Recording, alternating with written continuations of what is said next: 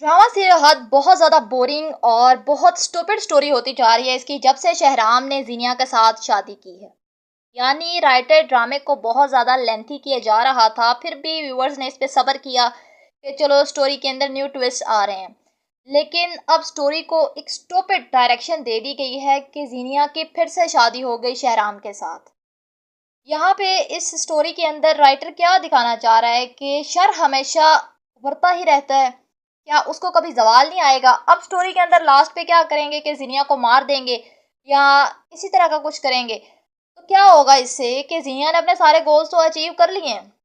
आप सोसाइटी के अंदर क्या मैसेज फैला रहे हैं कि शर को कोई रोक नहीं सकता, और अगर रोके भी तो वो सिर्फ उसका खात्मा होता है, खैर कभी भी ऊपर नहीं आ सकती। अब देखें ना फरियाल के साथ क्या कुछ हुआ, किस तरह से वो सारी सिचुएशंस को हैंडल करती करती यहाँ तक पहुंची कि उसकी खुशियों का दौर आया, तो फिर जाकर राइटर ने शहराम की शादी कर दी जिनिया के साथ।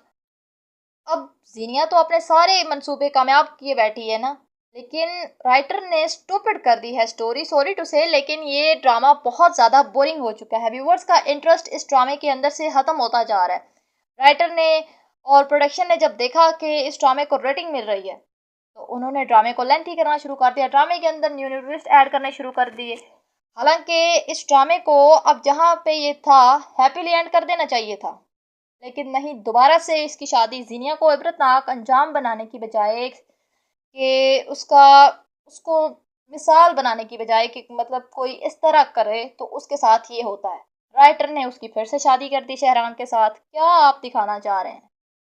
आप सोसाइटी को कुछ इस तरह का मैसेज दें कि जो उनको मतलब उनके लिए हेल्पफुल हो। आप क्या सिखा रहे हैं? अभी और भी बहुत ज़्यादा ड्रामा साथ चल रहे हैं, तो राइटर के इस स्टूपिड हरकत की वजह से ड्रामे की रेटिंग डाउन होगी, क्योंकि लोगों का इंटरेस्ट कम हो गया है, वो अच्छे ड्रामास देखेंगे अब जाके। तो आप ये क्या सिखाना चाह रहे हैं?